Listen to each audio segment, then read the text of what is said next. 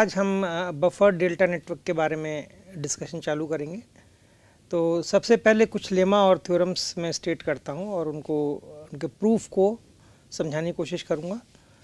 तो buffer delta network का मतलब है कि हमारे पास जो स्विच है, डेल्टा नेटवर्क है, उसमें हर इनपुट पे बफर होगा। ठीक है। इसके अलावा इसको कंपैरिजन करने के लिए ये बेसिकली पूरा डिस्कशन है, हम इसको कैसे एनालाइज कर सकते हैं, कैसे इसकी परफॉर्मेंस को कैलकुलेट कर सकते हैं एनालिटिकली। बाकी सिमुलेशन के थ्रू तो हम कर ही सकते हैं इसको।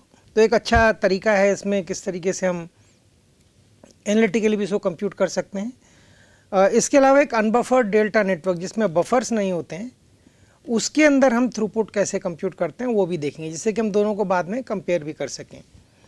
तो सबसे पहले आते हैं हम इसके अंदर इनके लेमा और थ्योरम्स के ऊपर, जो बेसिकली सिद्धांत हैं जिसके आधार पे जो कुछ चीज़ें हैं जो कि फिक्स रहती हैं डेल्टा नेटवर्क के बारे में और बफर डेल्टा नेटवर्क के बारे में भी। तो सबसे पहले आते हैं हम लेमा के ऊपर। पहला एक लेमा, ये एक सिद्धांत है जिसका जो एक हार्डकोर थ्योरम की तरह तो नहीं है, लेकिन इसका भी प्रूफ होता है। ठीक है। तो एक किसी भी, हम ये 2x2 के हम बात कर रहे हैं, जो 2x2 स्विचेस से हम डेल्टा नेटवर्क बनाते हैं, हम खाली अभी उन्हीं की बात कर रहे हैं। ये प्रूफ उसी के लिए है, लेकिन ऐसा ही प्रूफ हम किसी इन जनरल A/B के लिए भी बना सकते हैं। ठीक है। तो किसी भी 2 की पावर n गुना 2 की पावर n वाले डेल्टा नेटवर्क के अंदर, ठीक है, हमेशा एक यूनिक पाथ होगा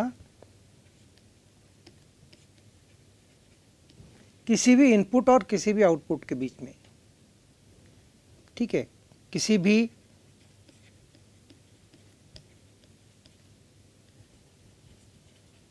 इनपुट लिंक जिसे हम बोलते हैं, तो ये पूरा नेटवर्क है जैसे मेरे पास। तो हम यहाँ पे कनेक्शंस बनाते हैं, बीच में स्विचेस होते हैं।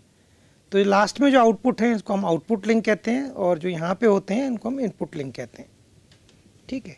ये इनपुट लिंक कहलाएंगे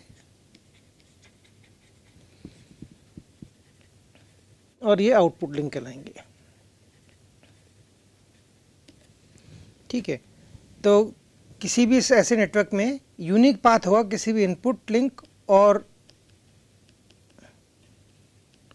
किसी भी आउटपुट लिंक के बीच में। ठीक है।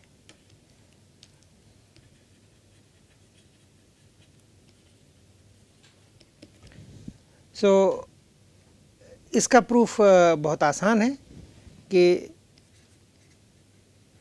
ये हम लोग शायद ऑब्जर्व करके भी समझ पाएंगे। किसी भी इनपुट और आउटपुट के बीच में, किसी भी इनपुट को हम जब लेते हैं यहाँ पर, मतलब आप स्विच को कंसिडर करेंगे जब, जैसे हम एक 8x8 को लेते हैं, तो जब हम पहले स्टेज के अंदर हैं, ये किसी 2 नए स्विचेस से कनेक्ट होता है। जब हम अगली स्टेज में जाते हैं तो ये किसी भी 2 नए स्विच से कनेक्ट होगा, और ये किसी पुराने वाले जिसको हमने रीच कर लिया थर्ड स्टेज में, उसको नहीं होगा, किसी नए पे जाएगा। ये सिद्धांत मोटा मोटा फॉलो किया जाता है डीमल्टीप्लेक्सर ट्री के कॉन्सेप्ट में। तो इस वजह से अगर मेरे पास n स्टेज होती हैं, तो लास्ट में मैं जिन एक इनपुट कितनी आउटपुट को कनेक्ट होगा, 2 की पावर n आउटपुट्स को कनेक्ट होगा। ठीक है। तो इसका मतलब किसी भी इनपुट से 2 की पावर n पाथ एग्जिस्ट कर सकते हैं उस इनपुट से बाकी सारे आउटपुट के लिए। ठीक है। और ये इनपुट इज कनेक्ट, एक ही इनपुट नोड से कनेक्टेड है यहाँ पर, और किसी से कनेक्टेड नहीं है। ये इनपुट हम मान लीजिए यहाँ पे कनेक्टेड नहीं है, एक ही से कनेक्टेड है, हम ये मान के चल रहे हैं। तो और इस नोड में चूंकि 2 पोजीशन है, इसलिए 1 और 2 होते हैं। इसमें 2 पोजीशन है, तो ये फिर 2 से गुणा हो जाएंगे। ये 2 पोजीशन से 2 फिर गुणा होंगी, क्योंकि 1 2 बार होगा ऐसा, तो 4 हो जाते हैं। पहली बार 2, 2 की पावर 1, 2 की पावर स्क्वायर, और लास्ट में जाते जाते 2 की पावर n। ठीक है। और चूंकि मेरे पास 2 की पावर n आउटपुट लिंक ही है, मेरे पास इससे कम या ज़्यादा लिंक नहीं है, और किसी भी इनपुट से 2 की पावर n पाथ ही क्रिएट किए जा सकते हैं इन स्विचेस की कॉन्फ़िगरेशन के आधार पे। तो इसका मतलब एक यूनिक पाथ होना चाहिए किसी भी इनपुट और किसी भी आउटपुट लिंक के बीच में। ये इसका मोटा मोटा प्रूफ है, ठीक है। तो हर इनपुट से each input will connect to each output with a unique path.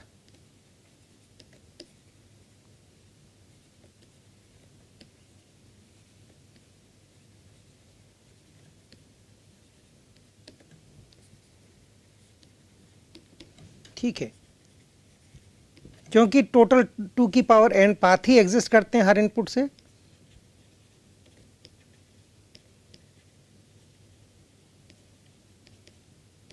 और टोटल 2 की पावर n आउटपुट लिंक हैं,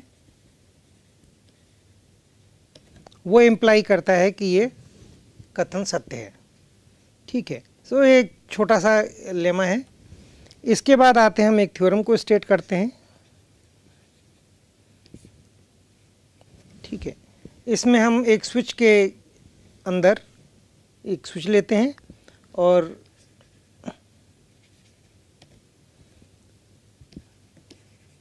एक स्विच को हमने लिया, ये स्विच 2 की पावर n गुणा 2 की पावर n का है, मतलब इतने इनपुट हैं और इतने आउटपुट हैं। ठीक है, और इसके अंदर हम एक स्विच को हम कंसिडर करते हैं। तो स्टेज के में कंसिडर एक ये पूरा स्विच हमने लिया है, इसके अंदर जो एक छोटा एलिमेंट्री स्विच है जैसे ये है या ये है, इस स्विच को कंसिडर करते हैं। इस स्विच को हम बोल देते हैं यहाँ पर स्विच n लिखा है मैंने यहाँ पर, यहाँ कुछ और होना चाहिए था। ठीक है, हम स्विच को कंसिडर करते हैं, हम ये लिखते हैं, बाद में आते हैं इस पर। और स्टेज है SK, सो ये S0 S1 ये Sn-1 हो जाएगा। ठीक है, टोटल n स्टेज हैं इस वजह से। तो हम SK स्टेज को हम कंसिडर करते हैं, उसके अंदर किसी स्विच को, और k की वैल्यू हम अब 0 से शुरू करते हैं और n-1 तक जाती है। यहाँ पे लेस देन मैंने इसलिए यूज़ किया है, less than equal to use नहीं किया है। ठीक है, और ये डेल्टा नेटवर्क है, हम ये भी मान लेते हैं। तो इसके अंदर हम ये मानते हैं कोई, जैसे ये स्विच है हमने इसको लिया, तो इसको हम बोलेंगे ये SK स्टेज है, और ये मेरे पास हुआ IX, ये हुआ IY। इधर जो दो आउटपुट हैं इनमें से एक को बोलेंगे OX, स्मॉल o है, इसको बोलेंगे OY। ठीक है, तो IX OX यहाँ पे हम लिख सकते हैं लेट IX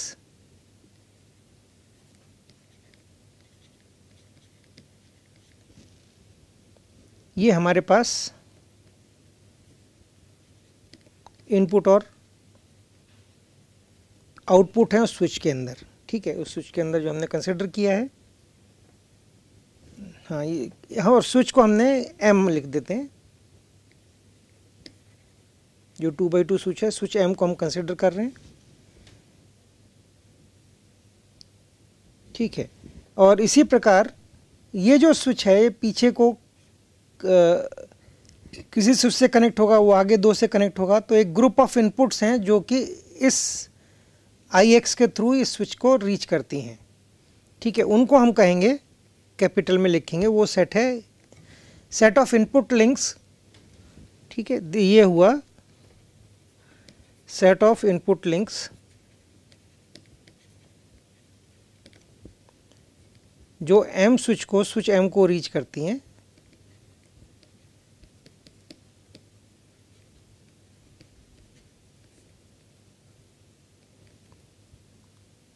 जो पहुंचती हैं IX के ज़रिए। ठीक है, ऐसे ही हम एक्चुअली IY भी डिफाइन कर सकते हैं। ये हुए सेट ऑफ इनपुट लिंक्स जो कि स्विच M को पहुंचती हैं आई वाई के जरिए, ठीक है। और इसी तरीके से हम आउटपुट साइड के बारे में भी लिख सकते हैं। तो हम एक बड़ा कैपिटल में लिखते हैं, सेट ऑफ आउटपुट लिंक हो जाएगा,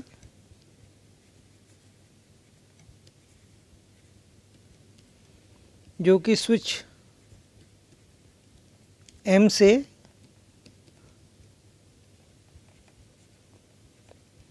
आउटपुट OX के जरिए पहुंची जा सकती हैं।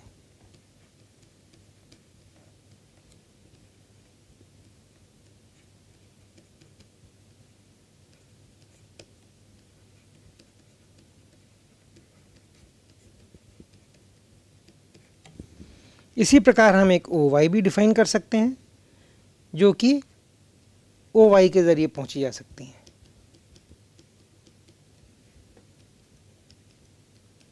ठीक है। सो सबसे बड़ी इंपॉर्टेंट चीज़ अब इसके अंदर जो एजर्शन है, स्टेटमेंट है, वो है कि जो सेट I है, या हम OX के बारे में बात कर सकते हैं, और IY OY के बारे में बात करें, ये डिसजॉइंट है।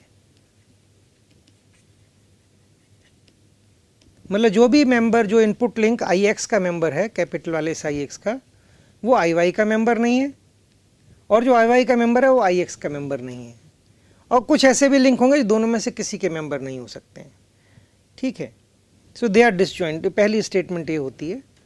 दूसरी होगी कि IX में टोटल कितने एलिमेंट होंगे, हम ये जानना चाहेंगे। तो IX के अंदर उतने ही एलिमेंट होंगे जो कि IY में होंगे, क्योंकि दोनों एक ही स्विच के इनपुट से कनेक्टेड हैं। अगर पीछे हम स्विच को देखते हैं तो एक ही इनपुट से जैसे इससे कनेक्टेड है, उतने ही इससे भी कनेक्टेड होंगे। तो इसके पीछे हम पहले एक स्विच से कनेक्ट होगा, उसके पीछे कितने स्विच हैं, कितने स्टेज हैं, 2 की पावर उतने इनपुट लिंक इस IX के मेंबर होंगे। तो हम इसको यहाँ पर लिख सकते हैं। तो ये होंगे हमारे पास, हम देखिए SK के अंदर हैं, SK की वैल्यू 0 से लेकर शुरू होती है, हम K पे पहुँचे हैं, K की वैल्यू n-1 तक जाती है। ठीक है। तो इससे पहले मेरे पास कितने स्टेज होंगी, इससे पहले मेरे पास जो स्टेज होंगी K स्टेज। ठीक है, K स्टेजेस होंगी। तो हर बार 2 से गुणा होता जाएगा, 2 की पावर K कार्डिनलिटी, या इस सेट के अंदर टोटल कितने मेंबर होंगे, इससे डिफाइन किया जाएगा। इसी प्रकार हम दूसरी चीज़ पता कर सकते हैं कि O ऑफ X, ये कैपिटल O है, सेट ऑफ आउटपुट लिंक्स। तो अब हमें यहाँ से, इस स्टेज में है, यहाँ से हमें n-1 तक जाने में कितने स्टेजेस चाहिए। तो यहाँ पे होगा K+1 और यहाँ पर होगा n-1 स्टेज। ठीक है। तो टोटल कितनी स्टेज हुई इन दोनों के बीच में, तो ये होगी n-1 minus K stages total हैं। सो 2 की पावर इतना, सो इतना ही मेरे पास इन दोनों का मेंबरशिप होना चाहिए। और दोनों डिसजॉइंट हैं, हमने पहले ही ऊपर लिख लिया है। तो ये होगा n-K-1। ठीक है। और एक और इम्पॉर्टेंट चीज़ कि कोई भी नेटवर्क इनपुट लिंक जो कि IX यूनियन IY, इन दोनों सेट को कंबाइन कर लेते हैं। अगर कोई इनपुट लिंक इसको बिलोंग करता है और उसको किसी आउटपुट लिंक जो कि OX OY इसको बिलोंग करता है, इसको जाना है, तो वो हर हाल में स्विच M के थ्रू ही जाएगा, और कोई स्विच पॉसिबल नहीं, स्विच M के थ्रू ही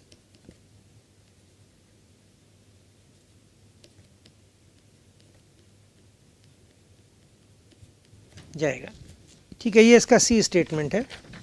और टोटल M स्विच के अंदर से कितने पाथ होंगे वो हम अगर जानना चाहते हैं, तो कितने पाथ एक्चुअली सेट किए जा सकते हैं स्विच M के थ्रू जो पॉसिबल हैं। तो हम देखेंगे हमारे पास 2 की पावर K इस तरफ हैं और 2 की पावर n-K-1 आउटपुट साइड के लिंक हैं। इन दोनों को गुणा कर देंगे तो इतने पॉसिबल पाथ सेट हो सकते हैं स्विच के थ्रू। तो दोनों को गुणा कर लेते हैं, तो ये होगा एग्जैक्टली 2 की पावर k गुणा 2 की power n minus k minus 1। ठीक है, ये 2 की पावर 1 में है और ऐसे 2 हैं हमारे पास, तो इसलिए 2 से गुणा करना चाहिए। टोटल इनपुट लिंक्स ऐसे ही 2 यहाँ पर होने चाहिए। इतने टोटल पाथ हम सेट कर पाएंगे। तो इसमें से ये हमारे पास आ जाएगा 2 की पावर n प्लस 1। इतने पॉसिबल पाथ किसी भी नेटवर्क से। इसका मतलब ये, और ये कमाल की बात है कि ये k से इंडिपेंडेंट है, k पे डिपेंड नहीं करता है। तो कोई भी स्विच हम लेंगे उसके अंदर से 2 की पावर n प्लस 1 पाथ जा सकते हैं, जो यूनिक होंगे उन पर्टिकुलर स्विचेस, उन पर्टिकुलर इनपुट आउटपुट लिंक को कनेक्ट करने के लिए। ठीक है, और ये चूँकि सीधा सीधा ऊपर जो हमने लेमा हमने पहले डिस्क्राइब किया है, इस लेमा से ही ये सारे के सारे थ्योरम अपने आप से प्रूफ होती है। ठीक है, अब हम इसको जब एनालाइज करेंगे, इसको एनालाइज करने के लिए स्विच को हम कुछ एजम्पशंस ले रहे हैं बफर डेल्टा सिस्टम को एनालाइज करने के लिए। तो मैं वो जो एजम्पशंस हैं जो हम बफर डेल्टा सिस्टम के लिए लेंगे वो मैं एक्चुअली और बता देता हूँ।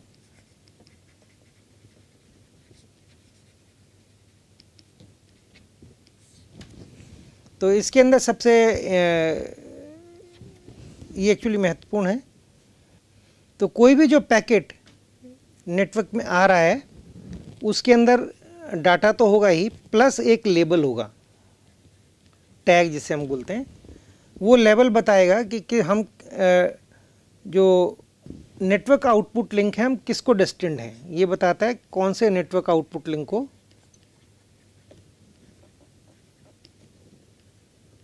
जाना है। ठीक है, तो हर स्विच के अंदर जैसे जैसे आगे जाते जाएंगे हम इस लेबल के आधार पर ही उसकी राउटिंग की जाएगी। एक और जो महत्वपूर्ण है जो हम कर रहे हैं, हम इसमें मैक्सिमम लोडिंग कंडीशन के बारे में को एनालाइज कर रहे हैं। मतलब हम ये मान के चल रहे हैं जैसे ही एक बफर में एक इनपुट में एक ये जो बड़ा स्विच है जिसके अंदर मल्टीपल स्टेजेस हैं, यहाँ पे पैकेट है, जैसे ये पैकेट अंदर को जाता है हमारे पास इमीडिएटली दूसरा एक पैकेट वहाँ पे मौजूद होगा। ठीक है, तो हमने मैक्सिमम लोडिंग कंडीशन या सैचुरेशन कंडीशन को एनालाइज कर रहे हैं। ठीक, तो एक ही बफर है हर आउट इनपुट के ऊपर, और जैसे ही वो पैकेट आगे जाता है वो पैकेट इमीडिएटली नया पैकेट अवेलेबल होता है जैसे बफर एम्प्टी होगा। तो हम बोलते हैं इसे मैक्सिमम लोडिंग कंडीशन। ये हम इसके अंदर एज्यूम कर रहे हैं।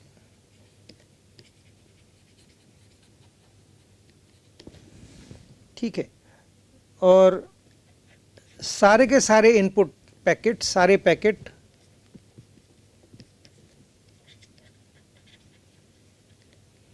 सब इंडिपेंडेंट हैं, स्वतंत्र हैं अपने आप में। तो एक दूसरे से कोई रिलेशन नहीं है उनके बीच में, और ये बराबर इक्विप्रोबेबली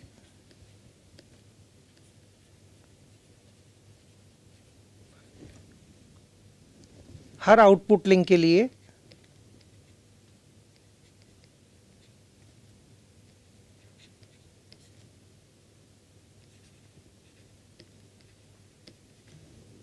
डायरेक्ट किए जाते हैं। ठीक है, वो चूज करते हैं उस तरीके से। तो हम इसे बोलते हैं यूनिफॉर्म लोडिंग कंडीशन। ठीक, इसको बोलते हैं यूनिफॉर्म लोडिंग कंडीशन। हम इसको एज्यूम कर रहे हैं। अगर कोरिलेशन है कि कई पैकेट, अगर एक पैकेट डेस्टिनेशन एक को जाता है तो उसके पीछे वाले भी 4 पैकेट की प्रोबेबिलिटी उस डेस्टिनेशन की ज़्यादा होगी, तो ये जो हम गणित करेंगे ये काम नहीं करेगी उसके अंदर, इसको हमसे थोड़ा बदलाव करना पड़ेगा। ठीक है, तो हम जब बफर डेल्टा सिस्टम को यूज़ करेंगे उसके लिए हम इसको समझना पड़ेगा ये कैसे काम करता है। तो इसको हम जनरली मॉडल करते हैं एक पेट्रीनेट से। पेट्रीनेट में एक्चुअली समझा दूँ क्या होता है। इसमें 2 तरीके की चीज़ें हम लोग करेंगे। एक जो स्विच होगा जिसके अंदर बफरिंग नहीं है, उसमें जैसे 2 पैकेट आते हैं मेरे पास। ठीक है, तो 2 पैकेट आए और दोनों को एक ही दिशा में जाना है। तो दोनों में से एक को पैकेट को हमें ड्रॉप करना पड़ेगा, एक ही मेरा आगे जा पाएगा। ठीक है, एक को हम ड्रॉप कर देंगे। ये अनबफर्ड सिस्टम होगा। बफर्ड सिस्टम में जो हमारा सिस्टम है थोड़ा अलग तरीके से काम करेगा, मैं उसको समझाने की कोशिश करता हूँ, फिर मैं पेट्रीनेट बताऊँगा। तो मान लीजिए जैसे मेरे पास ये स्विच है, यहाँ पे एक बफर है, हर उसमें इनपुट में एक बफर है, ठीक है। ये किसी और से कनेक्ट होगा इसी तरीके से। तो एक ये 2x2 सिस्टम मैंने कर लिया है इधर।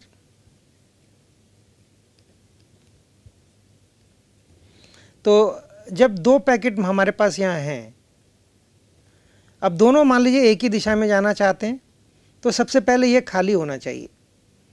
ये पैकेट जब तक खाली नहीं होगा, जब तक ये पैकेट यहाँ पे बाहर आउटपुट में नहीं जाएगा। तो जब भी ये पैकेट यहाँ से बाहर की तरफ जाता है, उसके बाद ये जगह खाली हो जाएगी। जैसे ये जगह खाली होगी, ये इन्फॉर्मेशन पीछे को भेजी जाएगी। इसको मैं दूसरे कलर से कर लेता हूँ।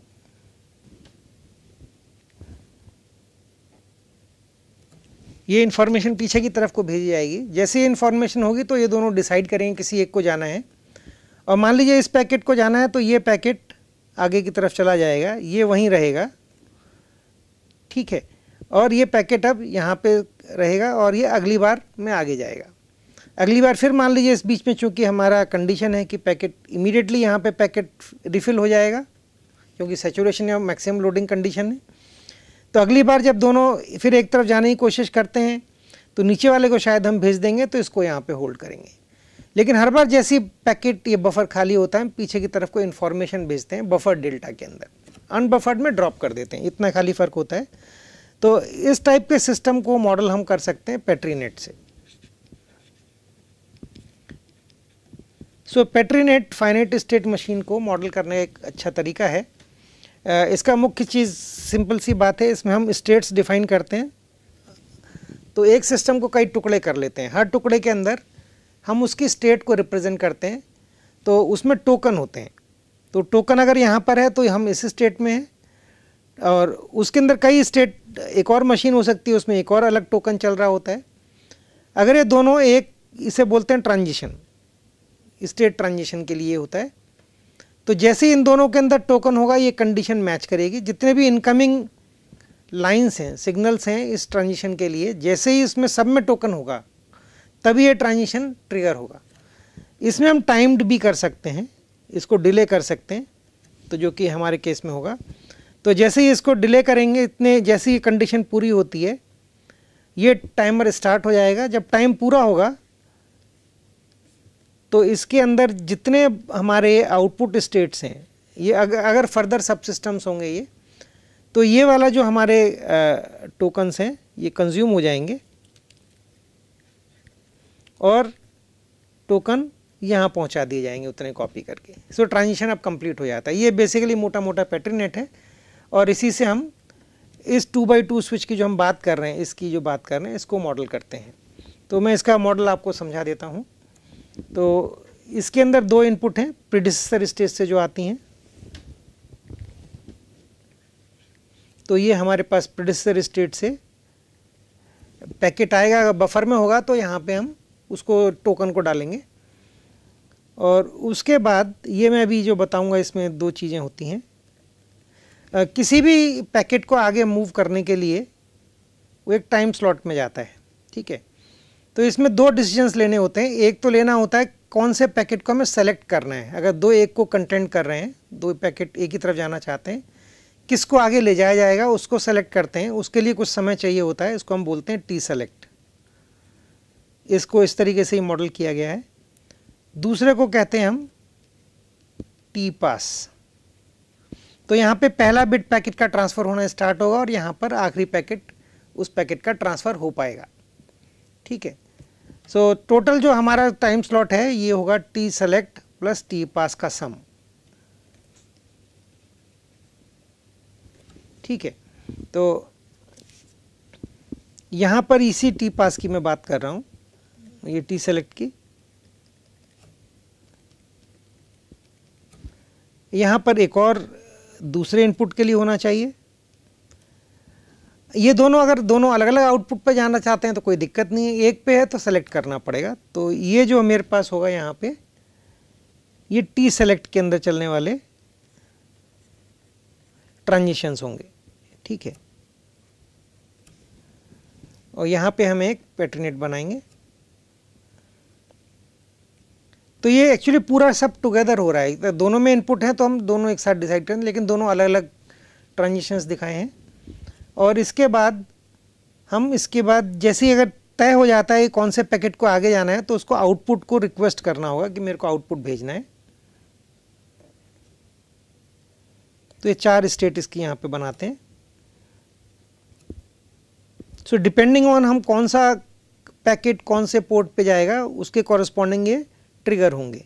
तो डिसीजन यहाँ पे होना है, तो खाली टाइम के बाद नहीं कि टोकन इसलिए होगा, इसके अलावा डिसीजन भी यहाँ पर किया जाएगा, ठीक है। तो ये यहाँ पर भी आ सकता है ट्रिगर होने के लिए, इसी प्रकार ये यहाँ पर भी आ सकता है ट्रिगर होने के लिए, ठीक।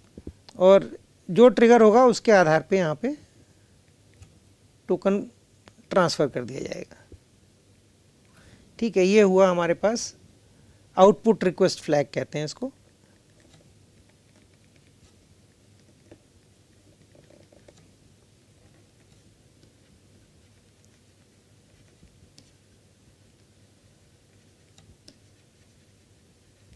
ठीक है।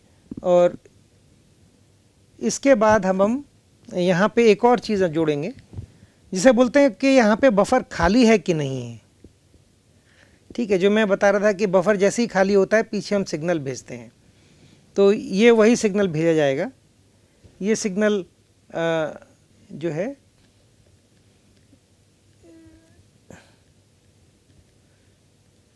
पीछे वाली स्टेज से कनेक्ट होगा यहाँ पे,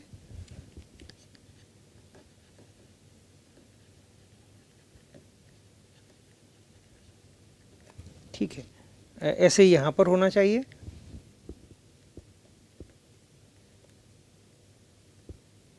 ये 2 क्यों है अभी समझ में आ जाएगा। तो इसके बाद हम वापस यहाँ पर आते हैं,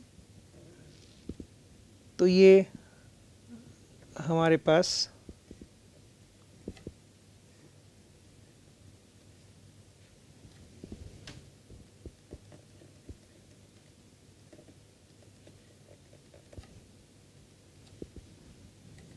ये होगा जब ये टी पास के अंदर पैकेट को जब ट्रांसफ़र किया जाएगा उसके लिए होगा। तो जैसे ये ट्रिगर होगा उसके बाद टी पास का समय लगेगा, जिससे जब पैकेट पूरा ट्रांसफ़र हो जाएगा और ये स्टेट चेंज होंगी। ये वाला ट्रांजिशन है। और इसके अंदर फिर से हमारे पास आगे की तरफ का ये अगली स्टेज का है, नेक्स्ट स्टेज, सक्सेसर स्टेज कहेंगे इसको।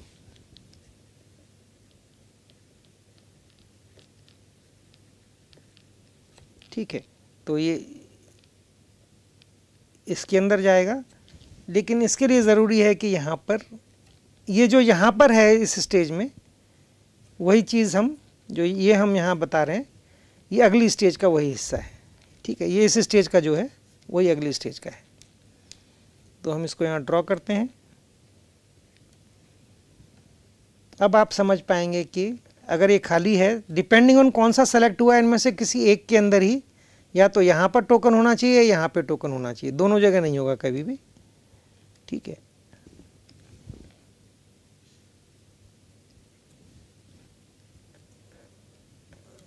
सो जिसमें भी टोकन होगा उसके कॉरस्पॉन्डिंग ये ट्रिगर होगा और पैकेट आगे मूव करेगा, ठीक है। ऐसे ही हम इसमें आएगा।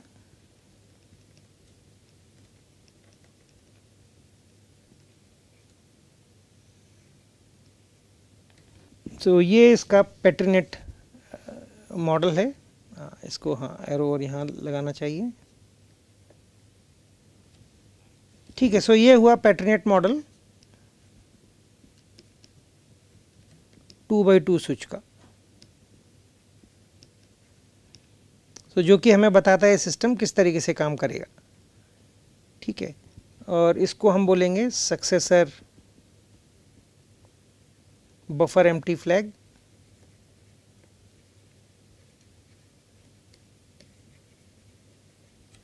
तो ये भी वही चीज़ है और ये भी वही चीज़ है, ठीक है। और ये पैकेट इनपुट बफर में है, ये उसके लिए है। तो जैसे ये पैकेट आगे मूव करता है ये इनपुट बफर खाली हो जाता है, ठीक है, जो इनपुट पे है। तो हमें एक और यहाँ ड्रॉ करना चाहिए, इस तरीके से होगा, ठीक है। अगर नीचे वाला है ये ट्रिगर होता है तो ये वाला खाली होगा। ऐसे अगर ये खाली, ये इधर जाता है तो ये खाली होना चाहिए, और ये इस तरफ जाएगा। तो ये हमें बनाता है पूरा का पूरा एक पेटर्नेट मॉडल 2x2 स्विच के लिए। तो इससे आप समझ पाते हैं 2x2 स्विच बफर्ड नेटवर्क में कैसे काम करता है। दो कॉन्फ़िगरेशन है, एक ये वाली और एक जो इस पेट्रीनेट से डिफाइन की जाती है, ठीक है। तो अभी इस लेक्चर मॉड्यूल को यहीं पे ख़त्म करते हैं और इसके आगे हम अगले लेक्चर के अंदर देखेंगे।